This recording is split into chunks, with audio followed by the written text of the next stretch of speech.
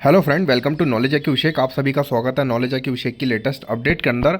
आशा करता हूँ आप लोग सभी अच्छे होंगे। और जैसा कि थंबनेल से आप लोग को पता चल गया होगा, आज की हमारी वीडियो होने वाली है how to clear ALP exam without any coaching. और जैसे कि मैंने भी जो असिस्टेंट लोको पायलट 2018 का एग्ज़ाम था, वो बिना किसी कोचिंग के और बिना किसी के हेल्प के बस अपनी तरफ से डाटा कलेक्शन करके और ऑनलाइन जो है स्टडी मटेरियल पढ़ के किस तरीके से ईज़िली उसे क्रैक कर लिया था। और आप भी ईज़िली उस एग्ज़ाम को क्रैक कर सकते हैं। उसी के रिगार्डिंग यहाँ पर आप लोग को जो है ये वीडियो बनाऊँगा। बहुत ज़्यादा यूट्यूब पे आपको दिखाया जाएगा कि आप ये करिए, वो करिए, इस तरीके से पढ़ाई करिए, ये चीज़ को फॉलो करिए, आप इस तरीके से करिए। आपको इतना ज़्यादा उलझना नहीं है, आप इजीली इस एग्ज़ाम को क्रैक कर सकते हैं।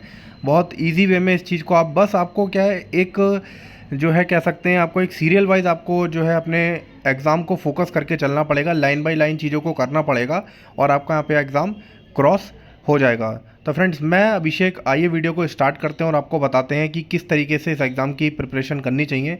मैं आपको आगे भी इस तरीके की वीडियोस बनाता रहूँगा, धीरे धीरे करके आपको वीडियोस प्रोवाइड करता रहूँगा, ताकि आप लोग को एक मोटिवेशन मिले और आप इजीली जो है मोटिवेट रहें एग्ज़ाम के प्रति। और आप गारंटी देता हूँ, अगर आप जो है अच्छे से मेहनत कर लेंगे तो इस बार आपका सिलेक्शन हो जाएगा, क्योंकि सीट्स भी बहुत ज़्यादा इस बार हैं, लगभग 18-19 हज़ार के आसपास सीट्स हैं। पिछली बार भी सीट्स यहाँ पर जो थी इससे थोड़ी सी ज़्यादा ही थी, लेकिन सीट्स अब भी अगर 18,000 दोबारा जो है, आपको पता है 5,900 समथिंग 600 समथिंग के बाद इतनी ज़्यादा सीट्स आई हैं, तो यहाँ पे नंबर ऑफ़ सिलेक्शन भी यहाँ पर आपका 1.5 टाइम्स यहाँ पर होता है।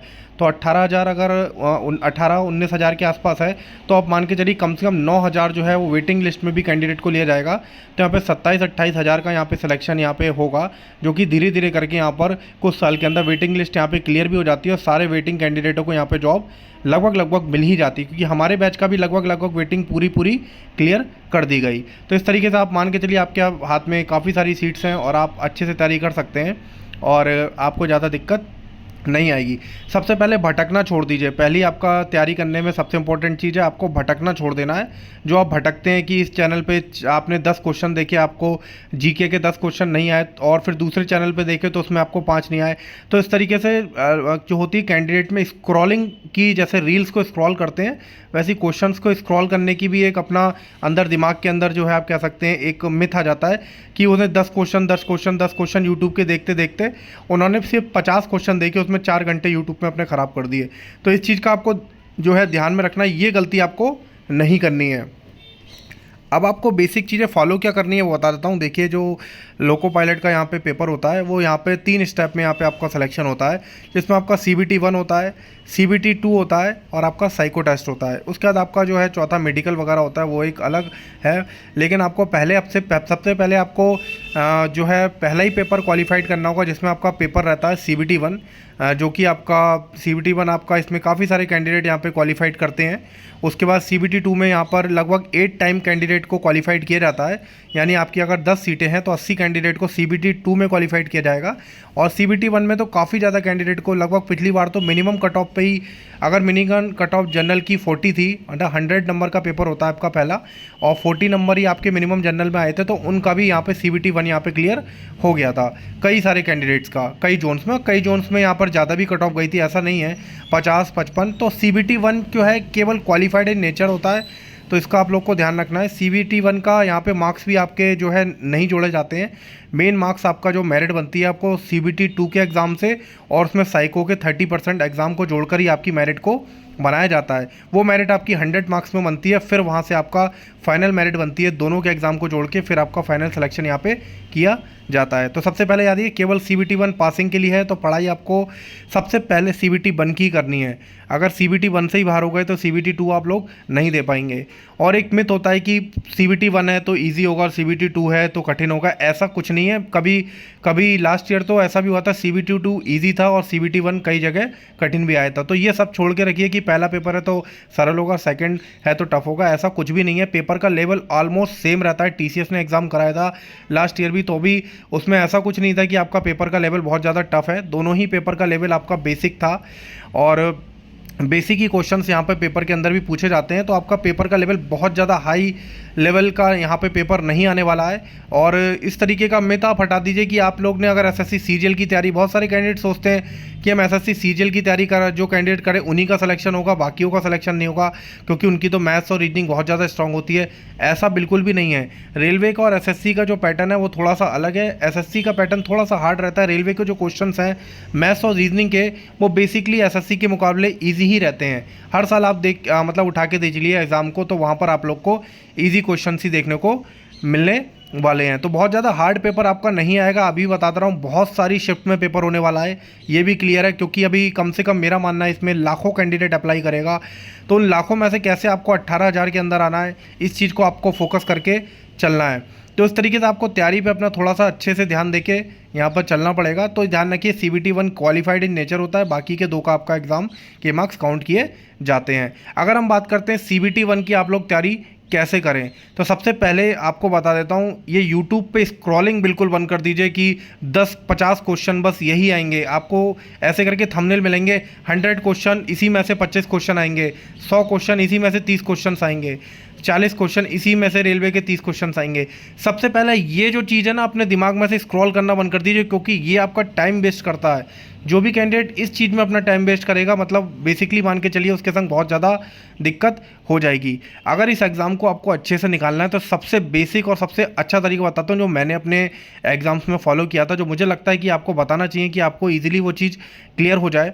तो उसके लिए सबसे पहले आप कोई भी स्टैंडर्ड बुक रीजनिंग और मैथ की लेंगे। तो देखिए, इस पेपर के अंदर आपका रीजनिंग और मैथ जो है वो आपको क्वालिफाइड कराने में सबसे ज़्यादा मेन रोल क्रिएट करता है। बाकी आपका जनरल साइंस और जो आपका फिजिक्स केमिस्ट्री है वो आपका इतना रोल क्रिएट नहीं करते हैं, जैसा कि मुझे लगता है। अगर आपकी मैथ और रीजनिंग अच्छी है, तो यहाँ पर आप लोग के लिए बहुत बड़ा एडवांटेज CBT 1 और CBT 2 में मिलने वाला है। तो मैथ्स और रीजनिंग को अच्छा करने के लिए आपको क्या करना पड़ेगा, सबसे पहले आप ये चीज़ ध्यान रखिए कि जो यूट्यूब पे चल रहा है उस चीज़ पे दिमाग ज़्यादा ना लगाएं। सबसे पहले आप एक स्टैंडर्ड बुक को फॉलो करें। आप कोई भी रीजनिंग की स्टैंडर्ड बुक ले सकते हैं, जैसे मैंने अरिहंत की रीजनिंग की बुक फॉलो करी थी, और कुछ जो है रेलवे के प्रीवियस ईयर जो रीजनिंग और मैथ के क्वेश्चंस आते हैं उनको मैंने फॉलो किया था। उसके आपको अलग से बहुत सारी आपको पब्लिकेशंस आते हैं, मैं नाम किसी का नहीं लूँगा। उन पब्लिकेशंस को फॉलो करके पहले रेलवे के जितने भी चैप्टर रीजनिंग्स में आते हैं, अगर रेलवे के 20 क्वेश्चन चैप्टर रीजनिंग के हैं और 15 क्वेश्चन आपके मैथ्स के हैं, तो सबसे पहले आपको काम क्या करना है, उन दोनों के सारे जो भी मतलब आपके चैप्टर्स हैं उनको आप लोग पहले जो भी फॉर्मूलेज हैं और जो भी उनमें कॉन्सेप्ट्स को यूज़ किया गया है, किस तरीके के कॉन्सेप्ट्स हैं, उन सब कॉन्सेप्ट को यूज़ करके उनके जो ईजी क्वेश्चंस हैं उन क्वेश्चंस को लगाना स्टार्ट करें। मैथ्स और रीजनिंग आपको डेली करनी है, डेली 50-50, 100-100 क्वेश्चंस इनके आप लोग अपने घर पे कीजिए, किसी स्टैंडर्ड बुक को फॉलो करके कीजिए। उसमें आप गलत होंगे, कुछ क्वेश्चन सीखेंगे। अब मैं बताता हूँ आपको फॉलो कैसे करना है। मान लीजिए आपने टाइम एंड डिस्टेंस का अपने चैप्टर आपने यहाँ पे ओपन करा आपने, और आपने टाइम एंड डिस्टेंस को आपने किसी भी बेसिक जो है अच्छे यूट्यूबर जो भी चैनल है उससे जाके टाइम एंड डिस्टेंस की कॉन्सेप्ट को एक बार सीख लिया। अब सीखने के बाद यही नहीं है कि वही जो क्वेश्चंस कराया पड़ा है सिर्फ वही आप क्वेश्चंस बस दिमाग लगा रहे हो कि वो सर जब अगला लेक्चर लेके आएंगे तभी हम वो क्वेश्चंस करेंगे, आज की हमारी फ्री हो गए, हमारी छुट्टी हो गई। नहीं, आपने कॉन्सेप्ट सीख लिया, आपका काम बस यहाँ पर रहता है आपको पेपर में क्वेश्चन की प्रैक्टिस करनी है। तो इस तरीके से आप लोग अपनी मैथ्स और रीजनिंग की भी प्रैक्टिस करेंगे। और मैथ्स रीजनिंग के बाद आपका जीके के लिए आप अच्छी सी किताब ले लीजिए, लूसेंट्स की ले लीजिए, आपके लिए वो सफिशेंट है। और साथ साथ जनरल साइंस के लिए आप मैं कहूँगा अरिहंत की इंसाइक्लोपीडिया आती है उसको फॉलो करेंगे तो वो सबसे बेस्ट बुक है, कोई आपको ज़्यादा बताएगा नहीं। ये बुक्स ऐसी हैं जिनमें आपको बहुत बेसिक्स और बहुत अच्छी कॉन्सेप्ट आप लोगों को देखने को मिल जाएगी। तो इस तरीके से पहले आप लोगों को इतना ही जो चीज़ आपको मैंने बताई है आप पहले वो फॉलो करिए, फिर आगे मैं आपको बताऊंगा कैसे करके आपको क्या क्या चीज़ें फॉलो करनी है। एक मैं आपको वीडियो बनाऊंगा कि आपको कितने चैप्टर में कैसा स्कोरिंग रहता है, आपको यहाँ पे ज़्यादा कोई बताएगा नहीं। आपको यहाँ पे सब जो है बस 550 क्वेश्चन पढ़ लीजिए आपका सिलेक्शन, ऐसा नहीं होता है। आपको बहुत जो है बेसिक के साथ आपको चलना पड़ेगा, आपको एक एक सीढ़ी को पार करके आगे को जाना पड़ेगा, क्योंकि आपके पास समय भी यहाँ पर जो है मिल जाएगा आपको अभी ठीक ठाक समय, तो उसमें आप आराम से जो है तैयारी कर सकते हैं। हैं, बहुत ज़्यादा आपको प्रेशर लेने की, हैंडल करने की ज़रूरत नहीं है। तो आप लोग को स्टेप बाय स्टेप आपको यहाँ पे क्लियर करना है। और मैं बता रहा हूँ, आप अगर स्टेप बाय स्टेप आप लोग करेंगे तो आपका यहाँ पे बहुत जो है ईजी हो जाएगा, आपको सारी कॉन्सेप्ट क्लियर हो जाएंगी और आप लोग यहाँ पर ईजिली एग्जाम को क्रैक कर पाएंगे। तो आप लोग यहाँ पर जो मैंने अभी बेसिक छोटी छोटी चीज़ें बताई उसे क्लियर करिए। बाकी मैं धीरे धीरे करके आपको हर एक चैप्टर वाइज की वीडियो बना दूंगा कि आपको मैथ्स और रीजनिंग में कैसे करके करना है और कौन सी बुक्स को आपको देखना है, किस तरीके से आपको प्रीवियस ईयर को फॉलो करना है और टेस्ट सीरीज़ आपको कौन सी यूज़ करनी है, इसके बारे में भी आपको बता दूंगा, क्योंकि टेस्ट सीरीज़ बहुत इंपॉर्टेंट रोल प्ले करती है आपके लिए, तो इसको आपको पता ना रहना चाहिए। और साइको टेस्ट का बहुत बड़ा मिथ बनाते हैं कि साइको टेस्ट बिना कोचिंग के पास नहीं कर सकता। साइको टेस्ट आप बिना कोचिंग के ईजिली पास कर सकते हैं। मैंने साइको टेस्ट जो है ईजिली पास किया था। आप इवन मान के चलिए, जो साइको टेस्ट के लिए बाहर लड़के गए थे, जो कोचिंग सेंटर्स पे गए थे, उनका साइको टेस्ट फेल हो गया था, लेकिन मेरा घर पे बैठ के मैंने अपने घर पे बैठ के साइको टेस्ट यहाँ पर क्लियर कर लिया था। बहुत इजीली, थोड़ी बहुत मेहनत करके मैंने उस चीज़ को क्लियर करा था।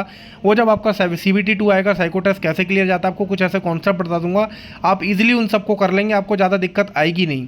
बस आप मेरे साथ जुड़े रहिए, आपको मैं धीरे धीरे सारी चीज़ें बता दूंगा कैसे करके आपको यहाँ पे क्लियर करना है। और ईजिली आप बिना कोचिंग के, बिना इन सब के पेड कोर्स को खड़े हुए, अगर आप लोग के पास पैसे नहीं है या जो भी दिक्कत है, आप बिना इन सब चीज़ के सोचो कि आप पेड कोर्स लेके ही आपका सिलेक्शन होगा, ऐसा नहीं है। पेड कोर्स वाले अगर 20,000 लेंगे तो उसमें से 2,000 का भी सिलेक्शन होना भारी पड़ जाता है, क्योंकि मेन सिलेक्शन आपकी मेहनत पे होगा। अगर आपने सोच रखा है कि मेरा सिलेक्शन होगा तो आपका सिलेक्शन होगा, उसको कोई भी आपका सिलेक्शन को रोक नहीं सकता है। तो इस तरीके से आप लोग को मैं पूरी वीडियो आगे बनाऊंगा और आपको जो भी डाउट है, आपको जो पूछना है, उसका भी नीचे आप कमेंट में लिख दीजिए, ताकि वहाँ पर मैं उसी से रिलेटेड वीडियो बनाऊँ।